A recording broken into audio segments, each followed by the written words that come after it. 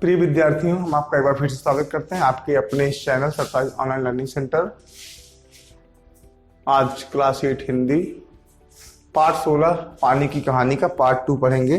Part 1 में हमने कहानी की शुरुआत देखा था, थोड़ा विस्तार से समझाने का प्रयास भी किया था, संभवतः मैं समझा भी ले गया हूँ। चलिए आगे देखते हैं हम आज। 3 दिन तक वो सांस भोगती रही।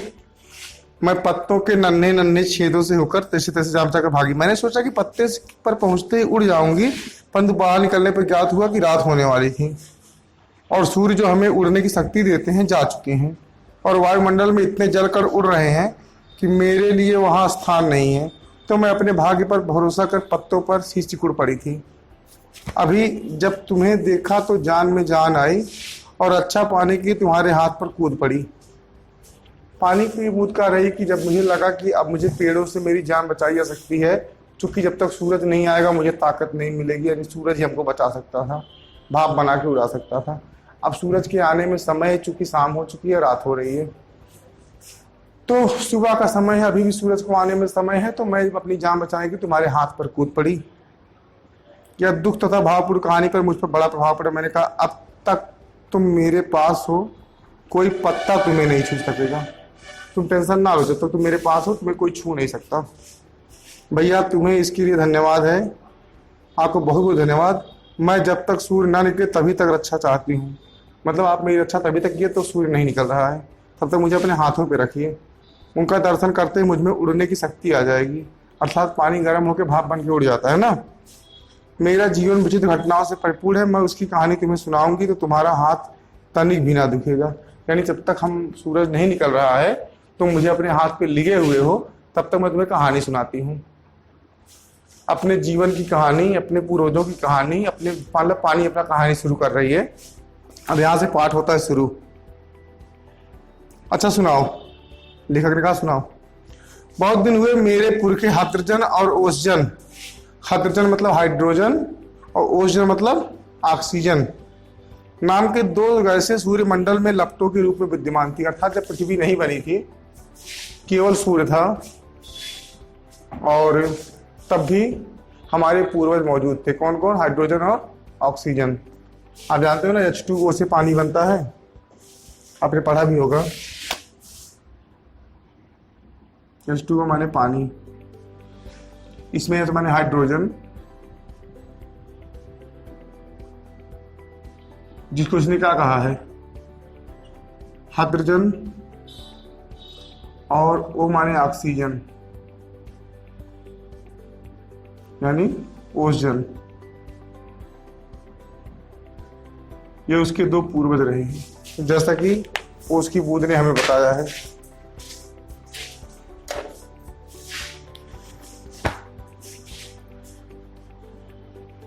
सूर्यमंडल अपने निश्चित मार्ग पर चक्कर काट रहा था। वे दिन थे जब हमारे ब्रह्मांड में उथल पुथल हो रही थी, अनेक ग्रह और उपग्रह बन रहे थे। ठहरो, क्या तुम्हारे पुरखे अब सूर्यमंडल में नहीं है? तभी मैंने पूछा, रोका उसको कहानी को। ठीक है, तुमने सुनाया कि पहले के जमाने में भी हमारे ये जो पूर्वज थे मौजूद थे, क्या अब नहीं है? हाँ, उनके वंशज अपनी भयावह लपटों से अब भी उनका मुख उज्जवल किए हुए हैं। हाँ, तो मेरे पुरखे बड़ी प्रसन्नता से सूर्य के धरातल पर नाचते रहते हैं। एक दिन की बात है कि दूर एक प्रचंड प्रकाश पिंड दिखाई पड़ा। उसकी आंखें चौधियाने लगी। यह पिंड बड़ी तेजी से सूर्य की ओर बढ़ रहा था। जो जो पास आता जाता था उसका आकार बढ़ता जाता था। वह सूर्य से लाखों गुना बड़ा था। उसकी महान आकर्षण शक्ति से हमारा सूर्य कांप उठा। ऐसा ज्ञात हुआ कि उस ग्रहराज से टकराकर हमारा सूर्य चूर्ण चूर्ण हो जाएगा, पर हुआ नहीं वैसा। वह सूर्य के सहस्त्रों मील दूर से ही घूम चला, परंतु उसकी भीषण आकर्षण शक्ति के कारण सूर्य का एक भाग टूटकर उसके पीछे चला।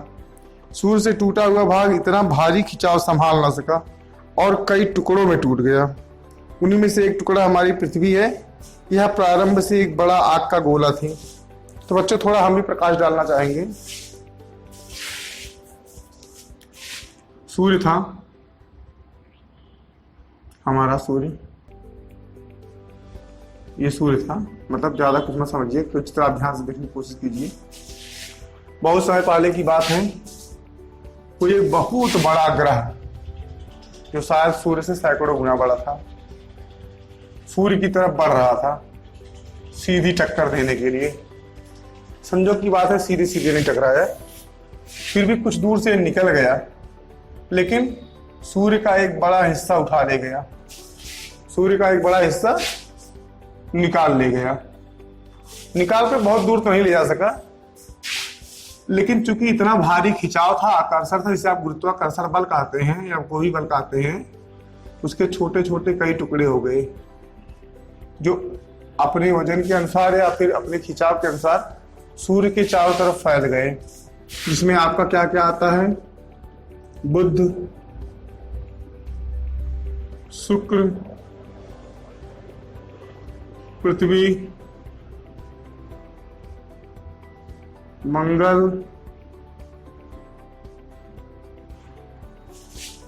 बृहस्पति, शनि, ऐसे ही होता है कुछ ना, मैं भूल रहा हूं।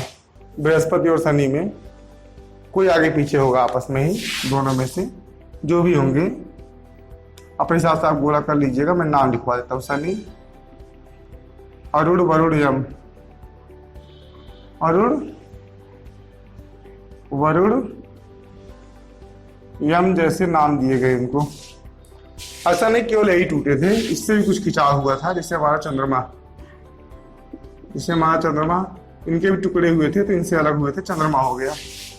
इस तरह से संपूर्ण ब्रह्मांड का निर्माण हुआ। आप ब्रह्मांड निर्माण की प्रक्रिया बोर्ड पर अच्छे से देख सकते हैं, कैसे कैसे हमारी धरती बनी। और चूंकि कहानी ने बताया आप लोगों को कि पानी के पूर्वज यानी हद्रजन और ओसजन पहले भी सूर्य के आसपास आते थे। सूर्य के पास ही क्यों आते थे? क्योंकि सूर्य ही से इनको ताकत मिलती है। जैसा कि पानी की बूंद ने कहा कि जब तक सूर्य की बूंदें नहीं आ रही हैं तब तक तुम मेरी रक्षा करो, तब तक तुम मेरी रक्षा करो, तुम ही मेरी रक्षा कर सकते हो। हाँ, जब तक तुम मेरी रक्षा कर रहे हो, सूर्य देवता नहीं आ रहे हैं जो हमारे पूर्वजों के ही प्रिय हैं, तब तक मैं तुम्हारे हाथ पे बैठ कहानी सुना रहा हूं। तुझे पहली कहानी सुना डाली जिसे मैंने आपको बोर्ड पर दिखाया है। फिर क्या हुआ?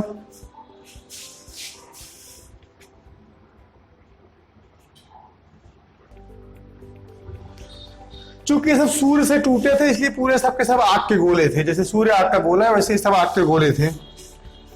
ऐसा, परंतु उन लपटों से तुम पानी कैसे बनी मुझे ठीक पता नहीं। हाँ, यह सही है कि हमारा ग्रह ठंडा होता चला गया।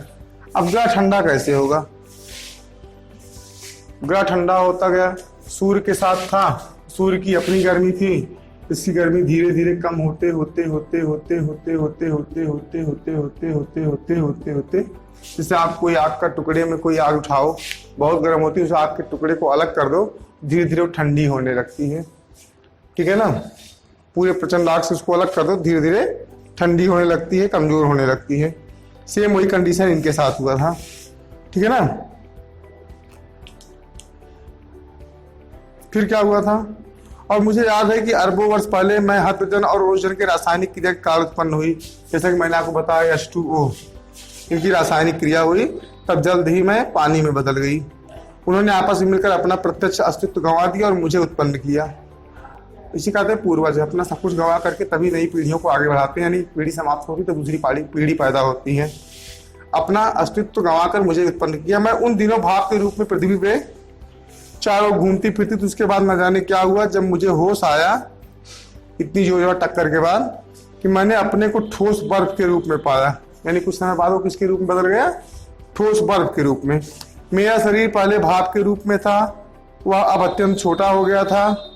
वह पहले से कोई 17वां भाग रह गया था। मैंने देखा मेरे चारों ओर असंख्य साथी बर्फ बड़े बड़े हैं। जहां तक दृष्टि जाती थी बर्फ के अतिरिक्त कुछ नहीं दिखाई पड़ता था। जिस समय हमारे ऊपर सूर्य की किरणें पड़ी थी तो सौंदर्य बिखर पड़ता था।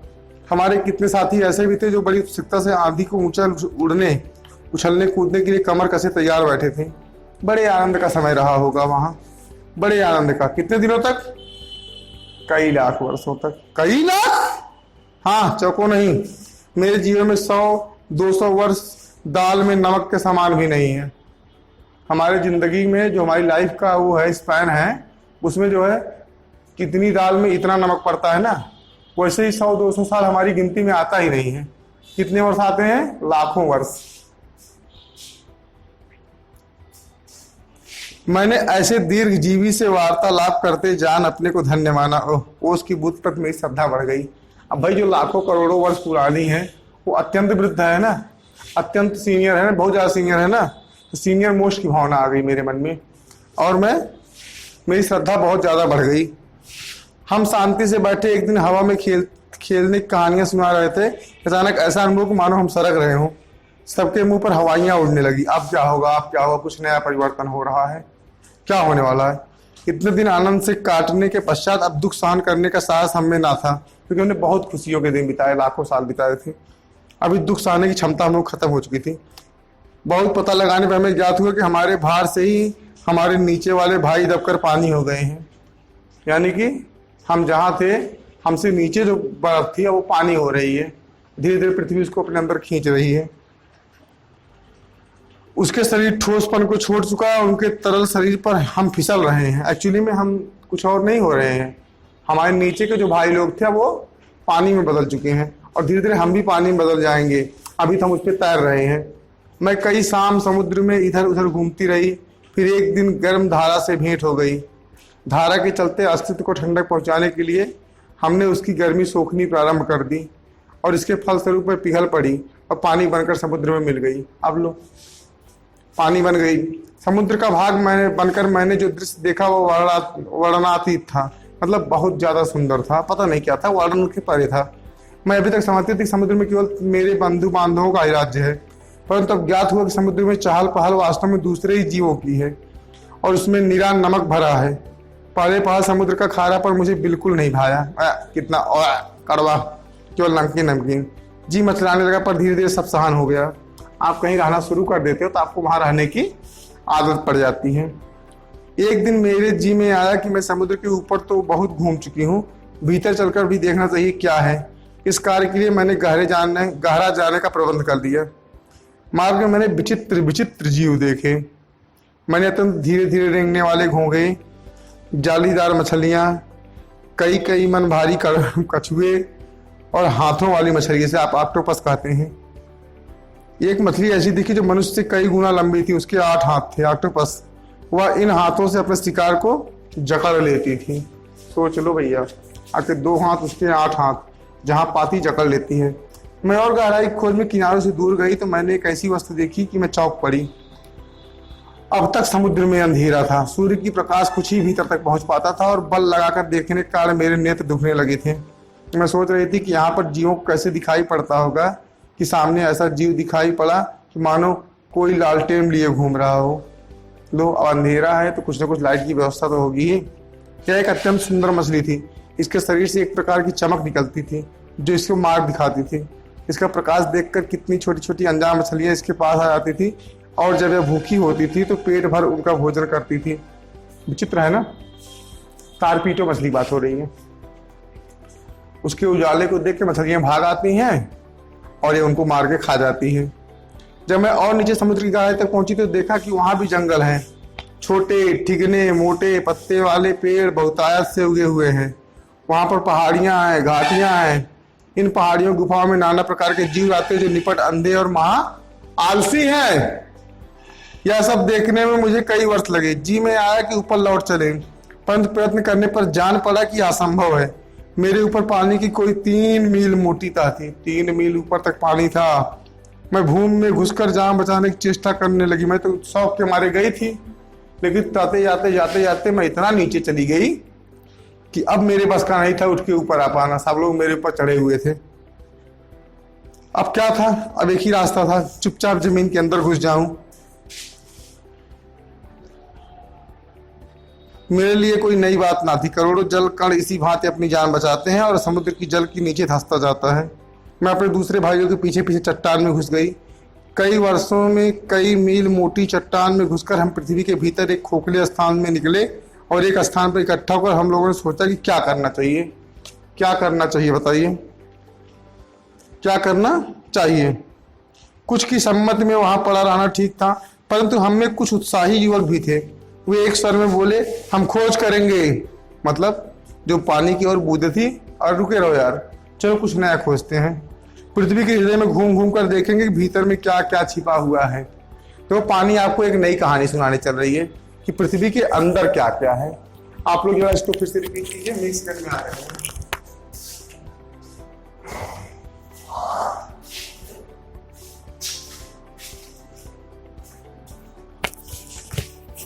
पृथ्वी के अंदर क्या क्या छिपा हुआ है, ठीक है ना। अब देखते हैं।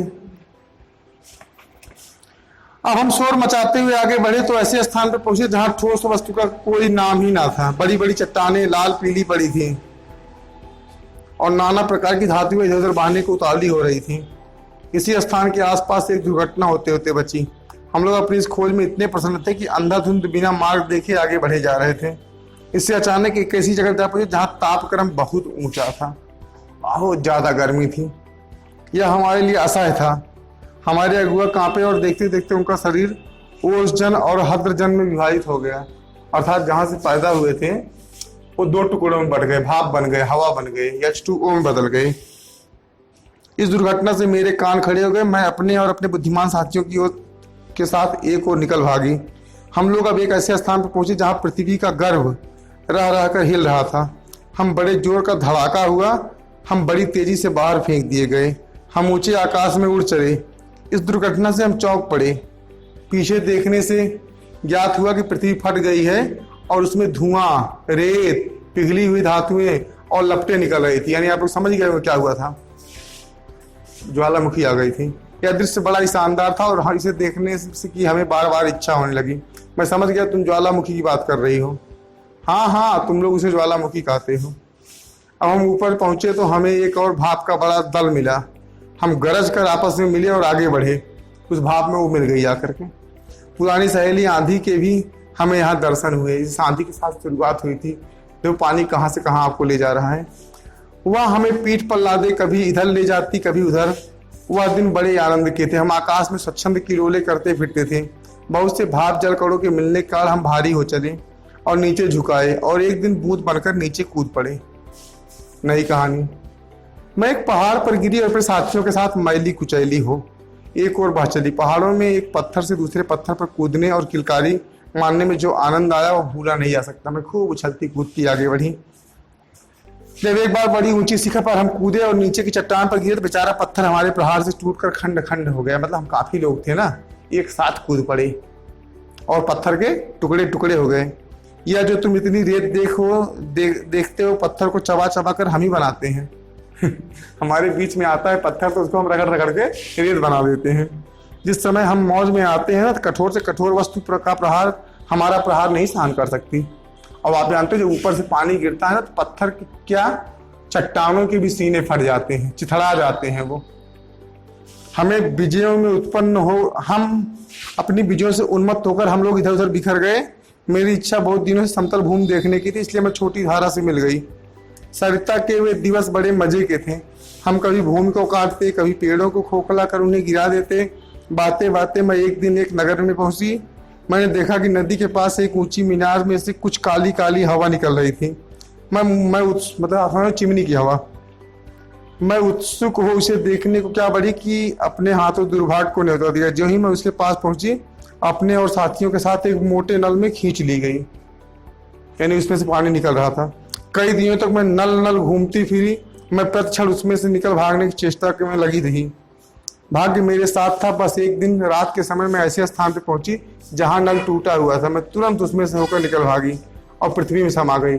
अंदर ही अंदर घूमते घूमते इस बेर की पेड़ के पास पहुंची। वहां रुकी, सूर्य निकल आए थे। बस मैंने कहा, हाँ मैं अब तुम्हारे पास नहीं ठहर सकती। सूर्य निकल आए हैं, तुम मुझे रोक कर नहीं रख सकते।